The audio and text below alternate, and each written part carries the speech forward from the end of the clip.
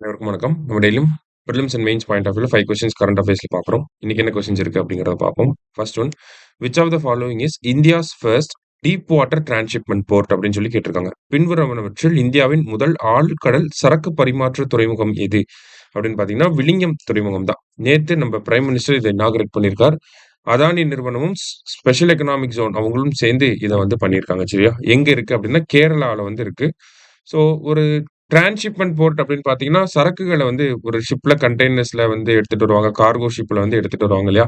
So அந்த கண்டெய்னர்ஸ்லாம் பரிமாற்றம் அந்த இன்னொரு கப்பலுக்கு ட்ரான்ஸ்ஃபர் பண்றது, அந்த மாரியான விஷயங்கள் எல்லாமே இந்த டிரான்ஸ்ஷிப்மென்ட் போர்ட்ல பண்ண முடியும். இந்தியால இதுக்கு முன்னாடி டிரான்ஸ்ஷிப்மென்ட் போர்ட் அப்படிங்கிறது இல்லாம இருந்துச்சு. நம்ம சிங்கப்பூர், கொழும்பு, UAE போன்ற நாடுகள்ல வச்சு தான் நம்ம இந்த சரக்கு பரிமாற்றங்கள பண்ணிட்டு இருந்தோம்.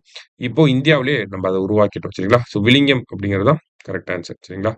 அடுத்தது.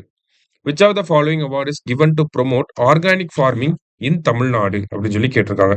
தமிழ்நாட்டுல ஆர்கானிக் ஃபார்மிங் உயிர்ம வேளாண்மைய ஊக்கப்படுத்துவதற்காக வழங்கக்கூடிய விருது என்ன விருது அப்படின்னு பார்த்தீங்கன்னா, நமக்கு நம்மாழ்வார் விருது. சரிங்களா? நம்மாழ்வார் விருது அப்படிங்கிறது தான் சரியான விடை. இந்த வருஷம் பார்த்தீங்கன்னா, ஒரு 3 பேருக்கு வந்து குடுத்துருக்காங்க. ஓகேங்களா? அ சம்பத் குமார் அப்படிங்கிறவர் கோயம்புத்தூர் மாவட்டத்தை சேர்ந்தவர். அவருக்கு தான் ஃபர்ஸ்ட் பிரைஸ். ஃபர்ஸ்ட் பிரைஸ்ன்னு பார்த்தீங்கன்னா, 2,50,000 குடுப்பாங்க. ஓகேவா? செகண்ட் பிரைஸ்ன்னு பார்த்தீங்கன்னா, ரூ. 1,50,000 வந்து குடுப்பாங்க. இது யாருக்கு வழங்கப்பட்டிருக்கு அப்படின்னு பார்த்தீங்கன்னா, திருப்பூர் மாவட்டத்தைச் சேர்ந்த ஜெகதீஷ் அவர்களுக்கு.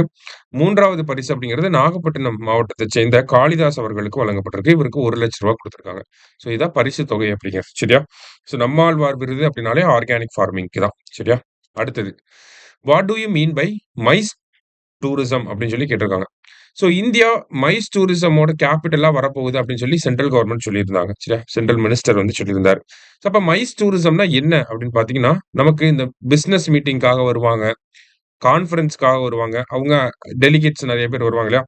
அவங்க அந்த பர்ட்டிகுலர் பர்ப்பஸ முடிச்சதுக்கு அப்புறமா எக்ஸ்ட்ராவா இருக்கக்கூடிய டைம்ல டூரிசம் இந்தியாவ சுத்தி பார்க்க போவாங்க. இப்ப 3 நாள் கான்ஃபரன்ஸ் நடக்குதுன்னா, 1 வாரம் அவங்க தங்கி மீதி 4 நாட்களுக்கு வந்து பார்த்தீங்கன்னா, சுத்தி பார்த்துட்டு போவாங்க. நம்மளே அததான் பண்ணுவோம் இல்லையா?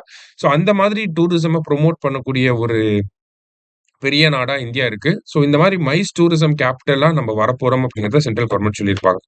ஸோ அதுக்கு என்ன ஆன்சர் வரும் அப்படின்னு பார்த்தீங்கன்னா, tourism for business events such as meetings, incentive, conference and exhibition. ஓகேவா? அததான் மைஸ் அப்படின்னு சொல்லுவாங்க. மீட்டிங்ஸ் MICE இததான் மைஸ் டூரிசம் அப்படின்னு சொல்லி சொல்லுவோம். முக்கியமான விஷயம் நல்லா பார்த்து வச்சுக்கோங்க. சரியா? அடுத்தது. Mandal commission report was based on which census data அப்படின்னு சொல்லி கேட்டிருக்காங்க. மண்டல் கமிஷன் அறிக்கை எந்த மக்கள் தொகை கணக்கெடுப்பு தரவை அடிப்படையாக கொண்டது? மண்டல் கமிஷன் நமக்கு தெரியும் 1979ல மொரார்ஜி தேசாய் அவர்கள் இருக்கப்போ போட்டிருப்பாங்க. ஸோ மண்டல் கமிஷனோட ரிப்போர்ட் எதை பேஸ் பண்ணி இருந்துச்சுன்னா 1931 சென்சஸை பேஸ் பண்ணி தான் இருந்திருக்கும். கிட்டத்தட்ட 52% பேக்வர்ட் கிளாஸ் இருக்காங்க அப்படிங்கறத சொல்லியிருப்பாங்க. 3743 கேஸ்ட் இருக்காங்க அப்படிங்கறத சொல்லியிருப்பாங்க. இந்த மண்டல் கமிஷனோட ரிப்போர்ட்டை நடைமுறைக்கு கொண்டு வந்தது VP சிங் அவர்கள். ஆகஸ்ட் 13, 1990ல VP சிங் தான் இத நடைமுறைக்கு கொண்டு வந்திருப்பார். சரிங்களா?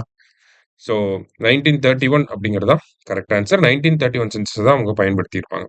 லாஸ்ட்டா speaking with nature the origin of Indian environmentalism அப்படிங்கிற இந்த புத்தகத்தை எழுதினது யார் அப்படின்னா, ராமச்சந்திர குஹா அப்படிங்கிற பிரபல எழுத்தாளர் ராமச்சந்திர குஹா அவர்கள் தான் இந்த புத்தகத்தை எழுதியிருக்கார். சரிங்களா? ஸோ இன்னைக்கு 5 கொஸ்டின்ஸ் வந்து பார்த்திருக்கோம். தேங்க்யூ. சுரேஷ் IAS அகாடமி வெற்றியின் முகவரி.